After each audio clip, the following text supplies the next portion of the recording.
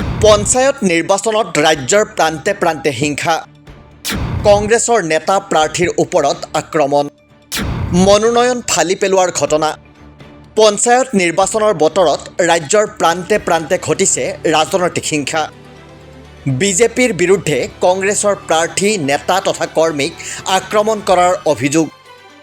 কেইবাটাও ঘটনাৰ পাছত কংগ্ৰেছৰ জ্যেষ্ঠ নেতা ৰিপুণ বৰাৰ দাবী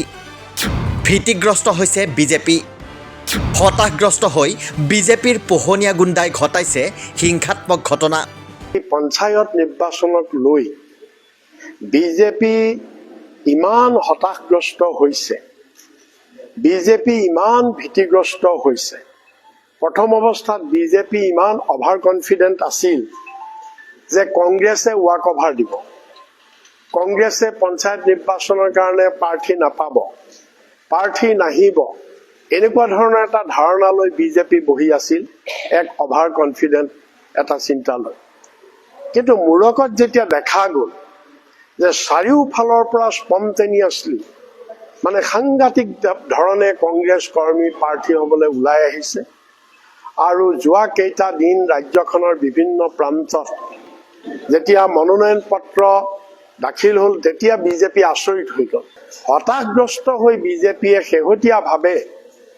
তেওঁলোকৰ যিবিলাক পোহনীয়া গুণ্ডা আছে পুহি ৰাখিছে খুৱাই বুৱাই এনেকুৱা বিলাকে কিছুমান হিংসাত্মক ঘটনা কৰিবলৈ লৈছে অহা 2 আৰু 7 মেত ৰাজ্যত অনুষ্ঠিত হ'ব পঞ্চায়ত নিৰ্বাচন তাৰ বাবে 11 এপ্ৰিলত মনোনয়ন দাখিল হৈ গৈছে কিন্তু বেলট যুদ্ধৰ পূৰ্বেই এয়া কি গণতান্ত্ৰিক প্ৰতিদ্বন্দ্বিতাৰ ঠাইত হিংসা আক্ৰোশ কিয় পঞ্চায়ত নিৰ্বাচনৰ বেলিকাও ৰাজ্যত এনেধৰণৰ হিংসাত্মক পৰিস্থিতি হৈছে কিয় 11 এপ্ৰিল চামগুৰিত ৰাজহ চক্ৰ বিষয়াৰ কাৰ্যালয়ত মনোনয়ন দাখিল কৰিবলৈ যোৱা কংগ্ৰেছ প্ৰাৰ্থীক আক্ৰমণ অভিযোগ অনুসৰি আক্ৰমণ কৰাসকল বিজেপিৰ সদস্য আক্ৰমণকাৰীয়ে কাঢ়ি নিলে কংগ্ৰেছ প্ৰাৰ্থীৰ মনোনয়ন পত্ৰ ভুক্তভোগী কংগ্ৰেছ প্ৰাৰ্থীগৰাকীয়ে আৰক্ষীৰ ওচৰত এজাহাৰ দাখিল কৰিলে কিন্তু 48 ঘণ্টা পাৰ হৈ যোৱাৰ পাছতো ৰুজু নহ'ল গোচৰ চামগুৰিত 11 তাৰিখৰ দিনা 11 এপ্ৰিলৰ দিনা মনোনয়ন পত্ৰ দিবলৈ আহোঁতে আমাৰ কংগ্ৰেছ কৰ্মীক বিজেপিৰ কৰ্মীয়ে মাৰ পিট কৰি বাধা দিছে নমিনেশ্যনটো 11 এপ্ৰিল নদুৱাৰ চামগুৰিৰ অনুৰূপ ঘটনা ঘটিল শোণিতপুৰ জিলাৰ নদুৱাৰত চক্ৰ বিষয়াৰ কাৰ্যালয় চৌহদতে বিক্ষিপ্ত ঘটনা মনোনয়ন দাখিল কৰিবলৈ যোৱা প্ৰাৰ্থীক আক্ৰমণ কাঢ়ি লৈ ফালি পেলালে মনোনয়ন পত্ৰ শোণিতপুৰ জিলা কংগ্ৰেছৰ সভাপতি দাদুল বৰকাকতিৰ ওপৰতো চলিল প্ৰচণ্ড আক্ৰমণ এই ঘটনা সন্দৰ্ভত 3খনকৈ এজাহাৰ দাখিল হ'ল সভাপতি দাদুল বৰকাকতি আৰু 2জন প্ৰাৰ্থীয়ে দাখিল কৰিলে এজাহাৰ কিন্তু আজিলৈ ব্যৱস্থা নহ'ল শোণিতপুৰ জিলাত নদুৱাৰ ব্লকত আমাৰ যিজন জিলা সভাপতি তেওঁৰ ঘৰো নদুৱাৰত দাদুল বৰকাকতি আৰু তাত বিধায়ক হৈছে আপোনালোকে জানে পদ্ম হাজৰিকা আৰু তাত আমাৰ প্ৰাৰ্থীসকলে মনোনয়ন দিবলৈ আহোঁতে চাৰ্কুল অফিচাৰৰ অফিচত বলপূৰ্বকভাৱে প্ৰায় 200ৰো অধিক বিজেপি কৰ্মীয়ে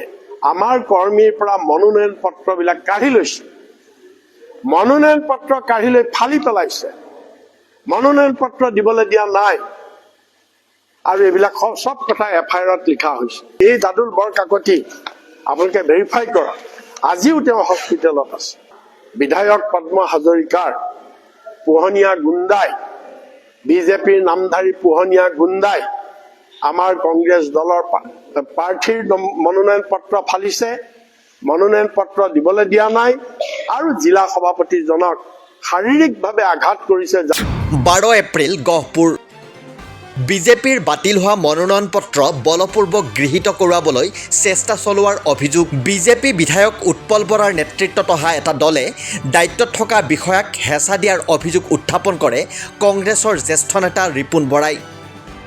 ইয়াৰ ফলত সৃষ্টি হোৱা পৰিস্থিতিৰ সময়তে স্থানীয় কংগ্ৰেছ নেতা হেম বৰুৱাক আক্ৰমণ কৰাৰো অভিযোগ কৰে ৰিপুণ বৰাই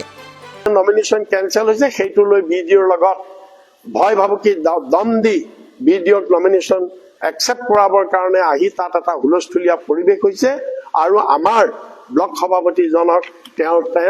লগত তেওঁৰ সন্মুখত হেম বৰুৱা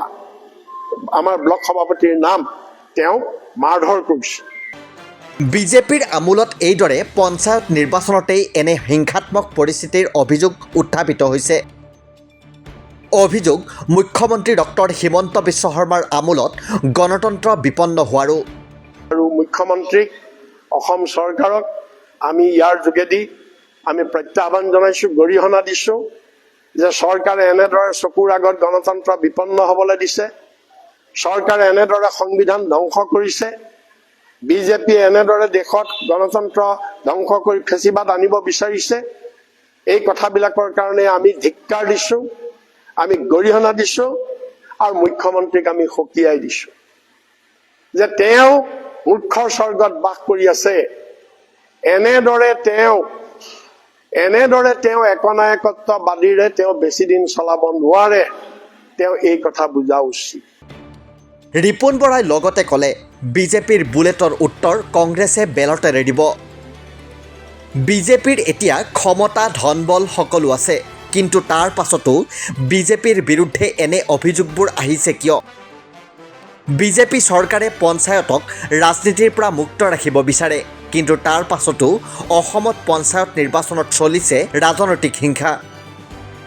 বিজেপিৰ আমোলত এনে পৰিৱেশে আচলতে কি সূচায়? নিউজ ডেস্ক ৰিপৰ্ট, দি ক্ৰছ কাৰেণ্ট।